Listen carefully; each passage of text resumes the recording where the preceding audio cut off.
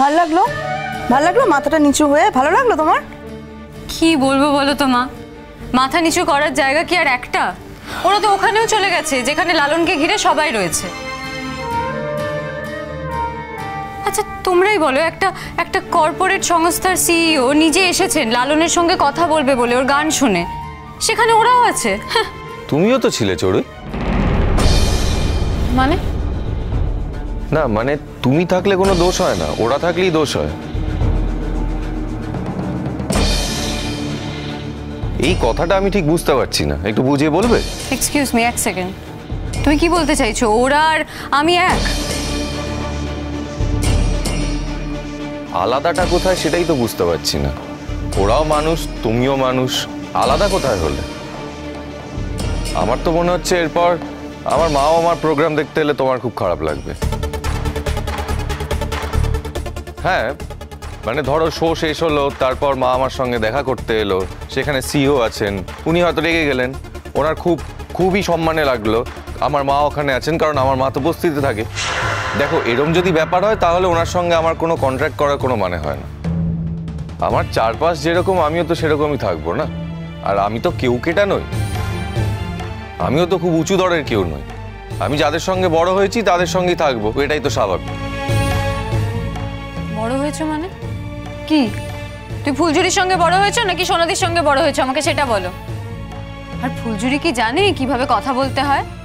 ও তো কথা বলতেই পারে না ঠিক করে। আর সোনাদি, ও তো কোনো ঠিক ঠিকানা নেই। তা সোনাদি আর ফুলঝুরি ওখানে গিয়ে কোনো সিন ক্রিয়েট করতো, তাহলে সেটা কি ভালো হতো তোমার ক্যারিয়ারের জন্য? না তো। তাই লালন আমি বলছি, আমি যা করি না, আমি সবটা তোমার ক্যারিয়ারের ভালোর জন্যই করি, বুঝলে? তোকে লালনের ক্যারিয়ার নিয়ে এত ভাবতে কে বলেছে চড়ুই?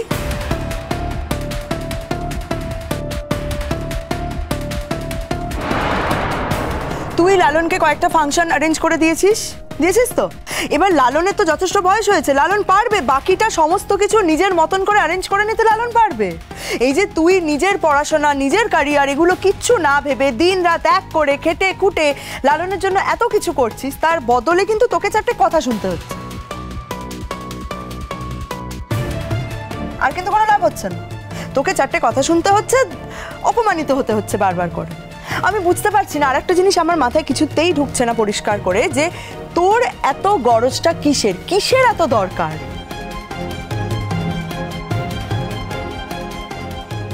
তোর বয়সটা অনেক কম চড়ুই, এখনো গোটা লাইফটা পড়ে আছে, অনেক কিছু তুই এখনো বুঝিস না, জানিস না, তুই এখনো শিখিসনি। তুই বুঝতে পারছিস তো? এত কিছু করার পরেও আজকে ফুলঝুরি এত রাত অব্দি বাড়ি ফেরেনি বলে সকলে কিন্তু তোর নামে দোষ দিচ্ছে। কেন ওর নামে কেন দোষ দেবে? ও যদি কিছু নাই করে থাকে ওর ঘাড়ে কেন দোষটা পড়বে? দেখুন মেজো মামি, আমি একটা কথা বলছি, আমি ফুলঝুরির কথা বাদ দিলাম। ফুলঝুরি একটা বস্তি থেকে এসেছে, আমিও যেরকম এই বাড়ি কেউ নই, ফুলঝুরিও এই বাড়ি কেউ নয়, কিন্তু মিনি দিদি তো এই বাড়ির মেয়ে। ও যখন দেখলো যে ওরা ঢুকতে পারছে না, কার্ডটা নিয়ে যায়নি বলে, ওর উচিত ছিল না, এটা ওর দায়িত্বের মধ্যে পড়ে না যে ওদেরকে রিকোয়েস্ট করে ও আমার ফাংশনটা দেখতে ওদের ঢুকিয়ে দেবে? লালন, আমার মনে হয় না ওটা আমার কাজের মধ্যে পড়ে। সরি, কথা বলতে বলতে বোধহয় তুমিও ভুলে যাচ্ছ তুমি কার সঙ্গে কথা বলছো। আমার সব সময় মনে থাকে যে আমি মালিকের বাড়ির লোকেদের সঙ্গে কথা বলছি, এটা আমি কখনো ভুলি না। তোমরা এই প্রসঙ্গটা তুললে তাই আমি উত্তরটা দিলাম। আচ্ছা ওসব কথা ছাড় এখন, আগে বলতো ফুলঝুরি এখন কোথায়? রাত তো কম হয়নি। না না, ফুলঝুরিকে তোরা কোথায় রেখে এলি? আরে বাবা, যখন এলি তখন ওকে নিয়ে এলি না কেন? শোনো বাবা, এত কথা যখন হয়ে গেল তখন পুরোটা শোনো। বলো। সিইও এসেছিল দেখা করতে, কারণ ওর লালনের গান পছন্দ হয়েছিল ওনার। ওরা লালনের সঙ্গে একটা কন্ট্রাক্ট করতে চেয়েছিল, সেটা তো ভালো বিষয়। তাই সেটার জন্য আমরা একটা মিটিং করার চেষ্টা করছিলাম। এবার সিরিয়াস কথাবার্তা হচ্ছিল সেখানে, তার বাইরে প্রেস ওয়েট করছিল, কারণ তারপরে প্রেস কনফারেন্স ছিল। এবার এত কিছু হচ্ছে, তার মধ্যে ওরা দুম করে চলে এলো। আমি কি বলেছি বলো, কি বলেছি? এখন এখানে এসো না, এখন এখান থেকে চলে যাও। তো আমি কি ভুল করলাম? আর সোনাদি তো কথা বলতে জানে না, কিরম করে তো কথা বলে, ওখানে সবার সামনে গিয়ে বলবে লালন লালন কি বলো গান গেয়েছো, কি বলো গান গেয়েছো, ওটা খুব ভালো লাগতো। আর ফুলঝুরি ও তো জানে না কিরকম একটা ওই টিপিক্যাল বস্তির ওই অ্যাকসেন্টে কথা বলে। তা সেখানে যদি ওরা ঢুকে পড়তো তাহলে তো লালনের সম্মান যেত। ও এই বাড়ির কাজের মেয়ে, ওই বাড়িতে কাজ করতে আসে, সেইটার পাশাপাশি সেইটার সাথে সাথে ও ফাংশনে যাচ্ছে, আজকে মন্দিরে যাচ্ছে, এখানে যাচ্ছে, ওখানে যাচ্ছে, কেন? আমি তো কিছুই বুঝতে পারছি না। ঠিক বলেছো মা, একদম ঠিক বলেছো। এই কথাগুলো আমি বললে আমি খারাপ হয়ে যাব। আর আজকাল যা দেখছি এ বাড়িতে তো কিছু বলাই যায় না। কই লালন তো সারাক্ষণ ফুলঝুরি। মেজো মামি, ফুলঝুরিকে আমি ইনভাইট করেছিলাম, আমি চেয়েছিলাম ও এসে আমার গান শুনুক। বড় মামু, আমি বরং একটা কাজ করি, আমি বাড়ি গিয়ে সাইকেলটা নিয়ে ফুলঝুরিকে খুঁজতে বেরোই। না না না, তুমি বরঞ্চ গাড়িটা নিয়ে যাও। না না, ওই গাড়ি তো আমার নয়, আমি শুধু শুধু তেল। না না, কেউ কিছু মনে করবে না, টান সেরকম ছেলেই নয়, আর আমরা তো কিছু মনেই করব না।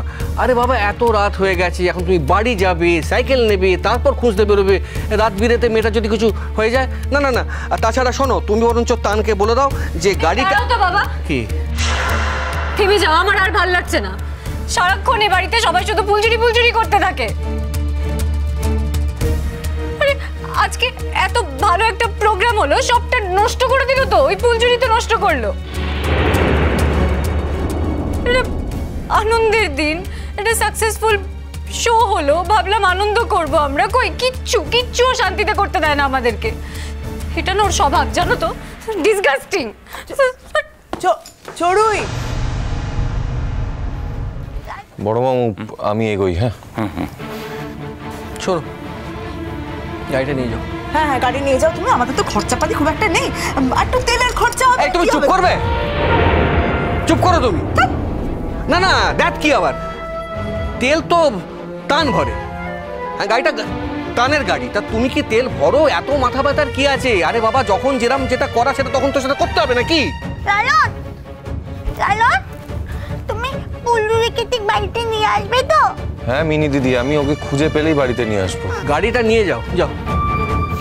বড় মামু, আসছি আমি। আমি কি তোর সঙ্গে যাবো নাকি রে? না না, তোমার আর যাওয়ার দরকার নেই, আমি তো গাড়িটা নিয়ে যাচ্ছি, ওই শর্টকাটের রুটটাও যাওয়ার পথে একবার দেখে নেব, আর পেলে তো আমি বাড়িতেই নিয়ে আসবো। তুমি আবার এত রাতে শুধু শুধু বেরোবে? আমি আসছি বড় মামু, বড় মামি আসছি আমি। যাও, খুঁজে নিয়ে আসো তাড়াতাড়ি। হ্যাঁ হ্যাঁ, ও মা কালী, মা কালী, মা তুমি ঠিক করে ফুলঝুরিকে খুঁজে দাও, ফুলঝুরি যেন বাড়ি চলে আসে। মা তোমার তো ফুলঝুরিকে সঙ্গে নিয়ে আসাই উচিত ছিল মিনি, স্বার্থপর মেয়ে কোথাকার। একা চলে এসছো কেন তুমি? ফুলঝুরি তো তোমাকে সঙ্গে করে নিয়ে গেছিল, এই বাড়ির একটা লোক কি তোমাকে নিয়ে গেছে সাথে করে? কেউ নিয়ে যায়নি। ও বললো আর তুমি দাঁড়িয়ে পড়লে ওখানে, ওর হাতটা ধরতে পারলে না শক্ত করে? কেন করেছো মিনি এটা? তোমার তো ওকে সঙ্গে নিয়ে আসা উচিত ছিল। ও বাবা, বাবা একটু এদিকে আসো তো, তুমি মাকে বলে দাও। দেখো আমার কথা তো ফুলঝুরি শুনছিল না তো। শুনছিল না বললে হবে না মিনি, ও যখন তোমাকে বললো তুমি কেন ওকে আটকালে না? কেন বললে না যে না তুই আমাকে ছেড়ে যাবি না, আমি তোর সঙ্গে এসেছি, তোর সঙ্গেই বাড়ি যাবো? কেন বললে না এটা? ওকে বকাবকি করে কি হবে? ও কি বোঝে বলো? আরে গাবলু, এখন কি করা যায় বল দেখি। না না দাদা, চিন্তা করার কিছু নেই, ও ঠিক চলে আসবে। হ্যাঁ, রাত হয়েছে ঠিকই, কিন্তু বাইরে কিন্তু এখন আলোটাও জ্বলছে, বুঝলে? বলছি যে আমরা এখন ফুল ফ্যামিলি হতে দিয়ে ফুলঝুরির জন্য ওয়েট করবো সারা রাত। আমরা শুতে যাবো না, তুমিও শুতে যাবে না। আচ্ছা, তোমার যদি ঘুম পায় তুমি যাও না, আমি ঘুমোবো কি ঘুমোবো না তাই নিয়ে তোমার এত মাথা ব্যথা কিসের? দেখো চাঁদনি, তুই মাঝে মধ্যে এমন ইরিটেটিং ব্যবহার করো না, আমার খুব খারাপ লাগে। তোর ঘুম পেলে তুমি যাও, ও ফুল যদি কখন আসে সেটা জেনে তারপরে আমি যাবো। যাও। Good night. হ্যাঁ, গুড নাইট।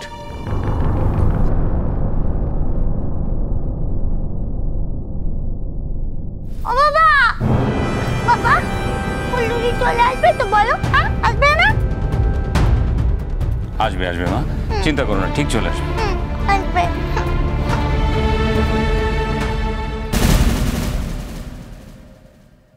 অনেকক্ষণ ধরে তোমার কথা শুনছি। হ্যাঁ, বসতে বলেছি বসবে, ওঠো ওঠো। আমার ওপর তোমার এত কিসের জোর গো?